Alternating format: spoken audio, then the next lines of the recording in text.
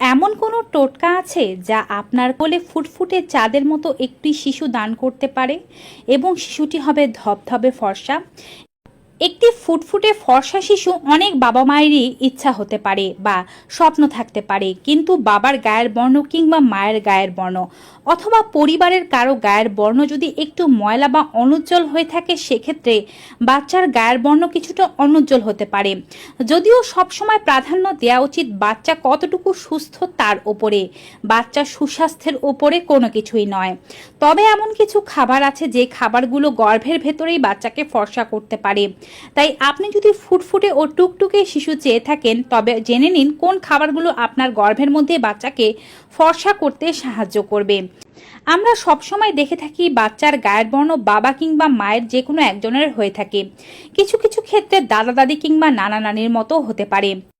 মূলত মায়ের শরীরের জিনের সাথে বাবা শরীরের জিন মিলিত হয়েই কিন্তু বাচ্চার তৈরি হয় এবং এই জিনই নির্ধারণ করে থাকে বাচ্চার গায়ের বর্ণ কেমন হবে। যখন দুটো জিন মিলিত হয় তখন পুরুষ জিনের যে প্রভাবটা আছে সেটাই কিন্তু বেশি থাকে, কিন্তু এর বিভাজন হওয়ার সময় নারী জিনের প্রভাব বেশি বিস্তার লাভ করতে পারে। এক্ষেত্রে অধিকাংশ সময় দেখা যায় একজন মহিলার যদি দুটো বাচ্চা হয়, দুটো বাচ্চাই মায়ের মতো হতে পারে। আবার একজন মহিলার যদি দুটো বাচ্চা হয়, একটি বাচ্চা মা ও একটি বাচ্চা বাবার মতো হতে পারে। আবার একজন মহিলা যদি 4টি বাচ্চা হয়, সেক্ষেত্রে 3টি বাচ্চা মায়ের মতো এবং একটি বাচ্চা বাবার মতো হতে পারে বা পরিবারের অন্য কারোর মতো হতে পারে। এক্ষেত্রে ভিন্নতাও দেখা যায় সবগুলোই বাচ্চা বাবার মতো হয়েছে কিংবা সবগুলো বাচ্চাই মায়ের মতো হয়েছে। এগুলো এক্সেপশনাল কেস। যাই হোক না কেন, এবার আমরা খাবারের ব্যাপারে আলোচনা করছি। কমলা লেবু ভিটামিন সি সমৃদ্ধ একটি খাবার এবং সিট্রাস ফুড। গর্ভাবস্থায় আপনাদেরকে ভিটামিন সি জাতীয় খাবার খেতে বলা হয়ে থাকে, যার কারণ হচ্ছে এটি শরীরের ভিটামিনের চাহিদা পূরণের পাশাপাশি আপনার রোগ প্রতিরোধ ক্ষমতা বৃদ্ধি করতে সাহায্য করে।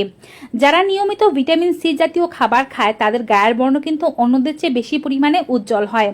এজন্যই বিভিন্ন প্রোডাক্টের মধ্যে বা বিউটি যে প্রোডাক্টগুলো আছে তার মধ্যে ভিটামিন সি মিশ্রিত করা হয়। যেহেতু প্রতিনিয়ত আপনাকে একটি করে ভিটামিন সি যুক্ত ফল খেতে বলা হচ্ছে, আপনি ভিটামিন সি যুক্ত ফলের মধ্যে রাখতে পারেন কমলা লেবু। তবে খালি পেটে কমলা লেবু খেতে যাবেন না, এতে গ্যাস্ট্রিক অ্যাসিডিটি হতে পারে। দ্বিতীয় খাবার হচ্ছে ডিমের সাদা অংশ। আদিকালে নারীরা মনে করতেন যে সাদা জাতীয় খাবারগুলো খেলে গর্ভের বাচ্চা ফর্সা হতে পারে। তেমনই একটি খাবার হচ্ছে ডিমের সাদা অংশ। ডিমের সাদা অংশে প্রোটিন ও পুষ্টি থাকলেও ডিমের কুসুমে কিন্তু সবচেয়ে বেশি পরিমাণে পুষ্টি আছে। সাদা অংশ খাবেন মানে যে কুসুম বাদ দিয়ে দিতে হবে, ব্যাপারটি মোটেও তেমন নয়। একজন গর্ভবতী নারী তার গর্ভাবস্থার শুরুর দিন থেকে দুটো করে কুসুম শুদ্ধ ডিম খেতে পারেন, যদি তার হাই প্রেশার, ডায়াবেটিস, কোলেস্টেরল কিংবা হার্টের কোনো সমস্যা না থেকে থাকে। তাহলে দুটো করে কুসুম শুদ্ধ ডিম খেতে কোনো অসুবিধা নেই। তবে গর্ভাবস্থায় ডিম খাওয়ার আদর্শ নিয়ম হচ্ছে পরিপূর্ণভাবে সেদ্ধ করে ডিম খাওয়া, কিংবা যদি পোচ করে খেতে চান পরিপূর্ণ পোচ করে খেতে হবে, অর্থাৎ কোনো প্রকারের জায়গায় কাঁচা রাখা যাবে না। কাঁচা ডিমের মধ্যে সালমোনেলা নামক এক ধরনের ব্যাকটেরিয়া থাকে যা গর্ভাবস্থায় প্রচুর পরিমাণে ডায়রিয়া সৃষ্টি করতে পারে। আপনি দিনে দুটো করে ডিম খান, এটি আপনার পুষ্টির চাহিদা তো পূরণ করবে, সাথে আপনাকে ফর্সা করতে এবং বাচ্চাকেও ফর্সা করতে সাহায্য করবে। রোজ খাবেন মৌরি। মৌরি প্রচুর পরিমাণে পুষ্টিকর একটি খাবার। গর্ভাবস্থায় মৌরি খেলে বাচ্চা ফর্সা হয়। মায়েরও গায়ের বর্ণ ফর্সা করতে সাহায্য করে মৌরি এবং বাচ্চারও গায়ের বর্ণ ফর্সা করতে সাহায্য করে।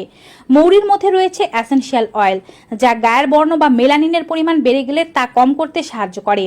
মেলানিন এমন একটি পদার্থ যা আমাদের গায়ের বর্ণকে কালো করে দিতে পারে। এছাড়াও মৌরি সেবন আপনার আরও একটি উপকার করে। মৌরি পেটের গ্যাস্ট্রিক অ্যাসিডিটি কমায়, কনস্টিপেশনের সমস্যা থাকলে তা কমাতে সাহায্য করে। রাতের বেলা ঘুমাতে যাওয়ার আগে 1 চা চামচ পরিমাণে মৌরি 1 গ্লাস জলে ভিজিয়ে রাখুন, সকালবেলা বাসি পেটে এটি সেবন করুন। বমি বমি ভাবে সমস্যা থাকলে তাও কমে যাবে। চাইলে মৌরি কিন্তু দুধের সাথেও খেতে পারেন। যেহেতু আগেই বলেছি সাদা জাতীয় খাবারগুলো গর্ভাবস্থায় প্রচুর দরকারি এবং এগুলো কিন্তু বাচ্চাকে ফর্সা করতেও সাহায্য করে। তেমনই একটি খাবার হচ্ছে ফুল ক্রিম মিল্ক। নিয়মিত গর্ভবতী নারীদেরকে 1 গ্লাস দুধ খাওয়ার পরামর্শ দেওয়া হয়ে থাকে। যারা গরুর দুধ খেতে পারছেন না তারা এই জায়গায় সয়া মিল্ক, আমন্ড মিল্ক কিংবা অন্য কোনো মিল্ক খেতে পারেন যা আপনাদের পছন্দ। তবে যে কোনো প্রকারের পাউডার দুধে আসলে তেমন কোনো পুষ্টি নেই, সেই বিষয়টি খেয়াল রাখবেন। গরুর দুধেই সবচেয়ে বেশি পুষ্টি রয়েছে। চাইলে রাতে ঘুমাতে যাওয়ার আগে 1 গ্লাস পরিমাণ দুধের সাথে আপনি 1 চা চামচ মৌরি ভালোভাবে জাল দিয়ে তারপরে এই দুধ ঘুমাতে যাওয়ার আগে অল্প গরম অবস্থায় খেতে পারেন। এটি ভিটামিন ডি, আয়রন, ক্যালসিয়ামের চাহিদা পূরণ করবে। আপনার শরীরে যদি ব্যথার সমস্যা থেকে থাকে তা কমাতে সাহায্য করবে। রাতে ভালো ঘুম নিশ্চিত করবে। এছাড়াও আপনার বাচ্চাকে দুধের মতো ধবধবে ফর্সা সাদা হতেও সাহায্য করবে।